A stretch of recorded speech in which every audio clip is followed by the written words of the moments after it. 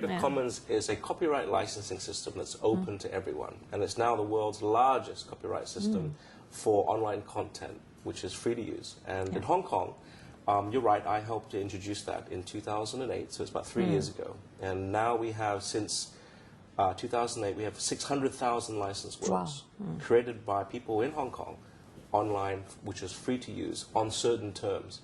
Why is this important? It's important because intellectual property, someone owns it.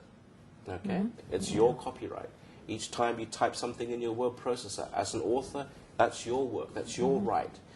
Each time you make a video, that video is your right. That's under the rule of copyright. And that's why it's important. Because if we're going to get revenue from this, if we're going to get value from our intellectual property, then we have to look at the rules for how that intellectual property is licensed. And one of that is copyright. So for Creative Commons in 2008, the reason why I got involved was because I've got 2 young boys who were born in Hong Kong. And I want to see their future here. And so one of the things that I was very disappointed to see was when I looked around and I saw we've got wonderful telecom infrastructure, we've got lots of bandwidth, but where's the content? Where's our content? Where's our cultural heritage online? And where is the future? It just so happened that one of the persons who I know in my travels is a guy called Joichi Ito, who was then the CEO of Creative Commons. He's now the director of MIT's Media Lab. And I looked around and no one had introduced Creative Commons in Hong Kong. Well, that's quite strange, because Taiwan had introduced Creative Commons a few years, and the mainland introduced it in a few years before we did. So we were, in fact, last to the party. And that's quite interesting. But creativity may come naturally to some people. And to be innovative, there are people who you probably know who are very creative, very innovative.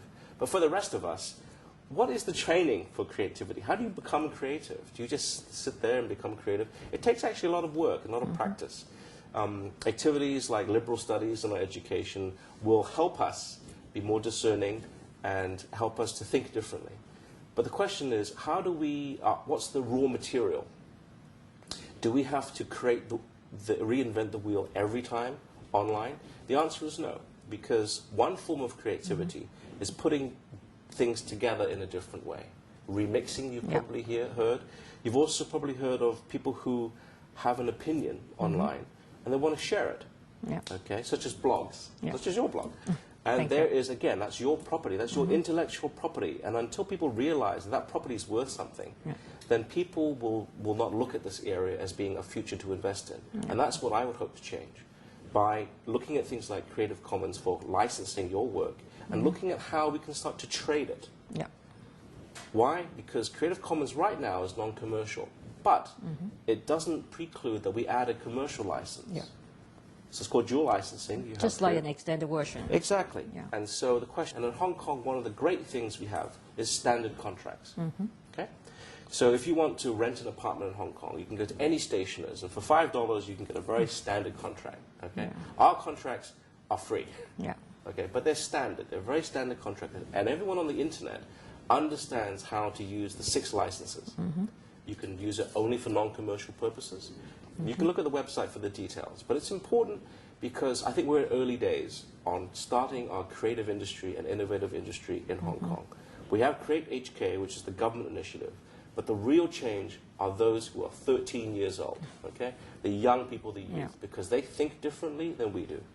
And we need to respect that. How they view and how they see their future is really for them to decide. Go back to the earlier question. Taiwan had Creative Commons, PRC had Creative Commons, Hong Kong has Creative Commons. How do we as a Chinese language group work together? It's very interesting. What does it mean, one country, 2 systems? Right? We keep talking about it. And in my view, Hong Kong's advantage or difference is that we are a common law-based system, whereas in China they are civil law. So those are the 2 different legal systems. And how we can complement the East-West mix is enabling those intellectual properties in China and Hong Kong to be licensed to the rest of the world who also uses common law. We add no value for licensing civil law. People in Beijing and Shanghai can do that. That's their legal system. But in Hong Kong, we have the rule of law. They do too. But that's one of our pillars. So why we should use it. Common law, how can we help them and how can we help ourselves license our creativity, our innovation internationally for money? Well, that's probably a later stage. We can do that now, non-profit, with Creative Commons, and we can gain experience. With that experience, we can then build the trading systems, which I've talked about earlier. So what is the website? Simple. It's hk.creativecommons.org. Wow, so simple. 咁啊，好多年青人如果聽到呢，就快啲上去呢個網站度睇下點樣咧利用多啲呢個 Creative Commons 啦，就將你哋嘅作品呢可以同更加多人分享啦。其實而家呢，創意產業呢就係佔全港嘅 GDP 呢大概係4%嘅。香港呢其實有好多個空間呢係可以呢係發展創意產業嘅，尤其是呢我哋係希望呢能夠大力度呢係提倡呢個創意產業啊、創意科技方面嗰個人才培訓啦，亦都呢係能夠可以喺嗰個我哋單元化嘅發展走向多元化，即係話而家係譬如地產啊，或者係呢個財經方面嗰個發展呢，能夠走向呢個創意產業啊，同埋 IT 方面嗰個發展嘅。希望未來嘅香港有你有我同埋各個年青人嘅一同努力底下呢，就能夠變成一個呢係創意共融之都。多謝晒 Pindar。